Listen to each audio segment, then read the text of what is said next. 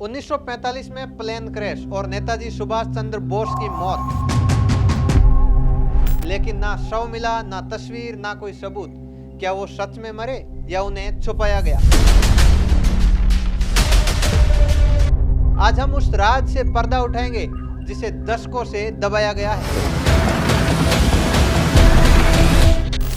सुभाष चंद्र बोस एक ऐसा नाम है जिसे सुनते ही देशभक्ति की लहर दौड़ जाती है। वो सिर्फ एक नेता नहीं, वो विचार थे, एक क्रांति थे। उन्होंने देश को सिर्फ आजादी की मांग करना नहीं सिखाया, बल्कि आजादी को छीनना सिखाया। जब गांधी की अहिंसा से बात नहीं बनी, तब बोस ने ललकारा, तुम मुझे खून दो, मैं तुम्हें आजादी दूंगा। उन्होंने आजाद हिंद फौज खड़ी की, जर्मनी से लेकर जापान तक जाकर दुनिया की बड़ी ताकतों से हाथ मिलाया ताकि भारत को आजाद कराया जा सके। लेकिन तभी अचानक एक दिन खबर आती है, 18 अगस्त 1945 सुभाष चंद्र बोस एक प्लेन क्रैश में मारे गए।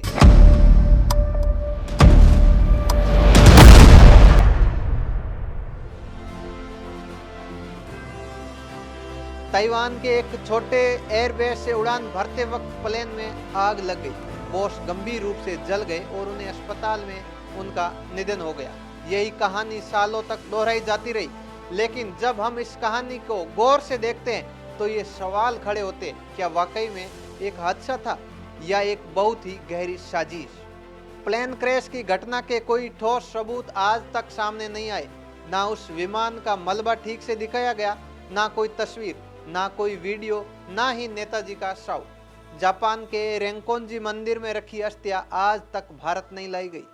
उनकी पहचान की पुष्टि के लिए कभी डीएनए टेस्ट नहीं करवाया गया। सवाल उठता है, क्यों? क्या सरकारें नहीं चाहती थी कि सच सामने आए? कई लोगों का मानना है कि नेताजी की मौत की कहानी पूरी तरह से बनावटी थी। सबसे पहला शक पैदा हुआ उस वक्त जब नेताजी की मौत पर भारत में किसी तरह की राष्ट्रीय शोक की घोषणा नहीं की गई। उस दौर में प्रधानमंत्री नेहरू की प्रतिक्रिया बेहद ठंडी थी। न तो किसी बड़े सार्वजनिक श्रद्धांजलि का आयोजन हुआ और न ही कोई पारदर्शी जांच बैठाई गई। क्या ये सामान्य है कि देश के सबसे बड़े क्रांतिकारी की मौत की खबर पर सरकार इतनी शांत रहे? अब बात करते हैं उन गवाहों की जो उस कथित हादसे में मौजूद थे। जापान में कई चश्मदीदों ने कहा कि सुभाष चंद्र बोस विमान में जरूर थे, लेकिन उनकी हालत इतनी खराब नहीं थी जितनी बताई गई। कुछ ने कहा वो होश में थे, बातचीत कर रहे थे, सिर्फ थोड़ी जलन थी। बाद में उन्हें एक दूसरी गाड़ी में बैठा कर कहीं ले जाया गया। कुछ रिपोर्ट्स में तो यहाँ तक कहा गया है कि वो उस विमान में सवार ही नहीं थे। वो जानबूझकर एक और नाम से गुप्त तरीके से वहाँ से रवाना कर दिए गए। मेडिकल स्टाफ और जापानी अफसरों के बयान भी एक दूसरे से मेल नहीं खाते, यानी जो कहानी बताई गई वो हर एंगल से कमजोर दिखती है। नेहरू द्वारा 1951 में सोवियत यूनियन में लिखी एक चिट्ठी इस रहस्य को और गहरा करती है। चिट्ठी में लिखा गया था, please keep an I on your guest MR Bose. अब सोचिए, अगर नेताजी 1945 में मर चुके थे तो 1951 में रूस में किस बोस की बात की जा रही थी? इस एक वाक्य ने देश भर में तहलका मचा दिया था, लेकिन सरकार ने कभी इसका जवाब नहीं दिया।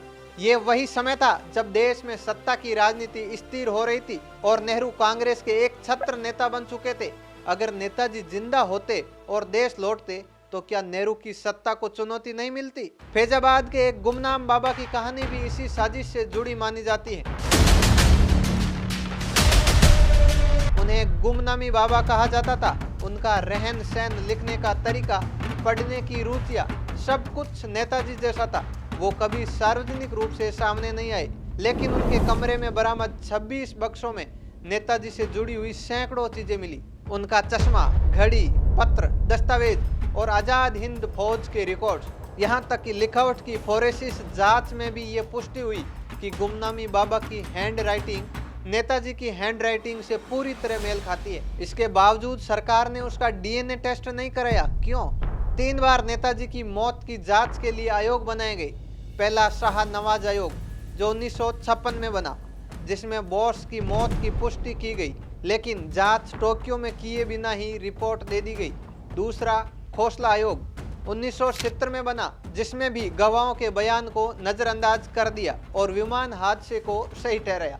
लेकिन तीसरा आयोग 1999 में बना, जस्टिस मुखर्जी आयोग, इस नतीजे पर पहुंचा कि कोई भी ठोस सबूत ये साबित नहीं करता कि नेताजी विमान हादसे में मरे थे। ना कोई शव मिला, ना उनकी मौत का मेडिकल रिकॉर्ड पुख्ता था और ना ही किसी अंतर्राष्ट्रीय एजेंसी ने हादसे की पुष्टि की। लेकिन जैसे ही इस रिपोर्ट ने नेताजी के जिंदा होने की संभावना जताई, भारत सरकार ने इस रिपोर्ट को खारिज कर दिया। क्या ये लोकतंत्र में स्वीकार्य है? इतना ही नहीं, जब 2006 में नेताजी के पोते ने गुमनामी बाबा की अस्थियों की डीएनए जांच करवाने की मांग की तो उसे राष्ट्रीय सुरक्षा का हवाला देकर ठुकरा दिया गया। अब सवाल ये है कि नेताजी की हड्डियां क्या भारत में राष्ट्रीय सुरक्षा के लिए खतरा है? इतिहास हमें बार बार संकेत देता रहा, लेकिन हमने आंखें मूंद ली। वो गवाही, वो दस्तावेज, वो चिट्ठियां, वो तस्वीरें, सब कुछ हमें चीख चीख कर बताता रहा कि नेताजी की मौत की कहानी अधूरी है। लेकिन अफसोस, हमने उस आवाज को कभी सुना ही नहीं, और अगर सुना भी तो उस पर भरोसा नहीं किया। नेताजी की असली कहानी को सामने लाना सिर्फ एक नेता के सम्मान की बात नहीं, ये देश के प्रति हमारी जिम्मेवारी है। आजाद भारत की आत्मा अगर सच्ची है तो उसे अपने सबसे मजबूत सपूत की सच्चाई से भागना नहीं चाहिए। अगर हम सुभाष चंद्र बोस को सच में मानते हैं तो हमें उनका सच भी जानना चाहिए, चाहे वो कितना भी असहज क्यों न हो। अब सवाल आपके सामने, क्या नेताजी की मौत एक हादसा थी या एक राजनीतिक साजिश? क्या हमने अपने सबसे महान स्वतंत्रता सेनानी को इतिहास में सिर्फ एक फोटो तक सीमित कर दिया? क्या नेताजी कभी मरे ही नहीं थे और हमने भी उन्हें भुला दिया? अगर इस कहानी ने आपके भीतर कोई हलचल पैदा की है तो इसे लोगों तक पहुंचाइए, क्योंकि देश को आज भी नेताजी चाहिए, उनके विचार, उनका साहस और उनकी सच्चाई।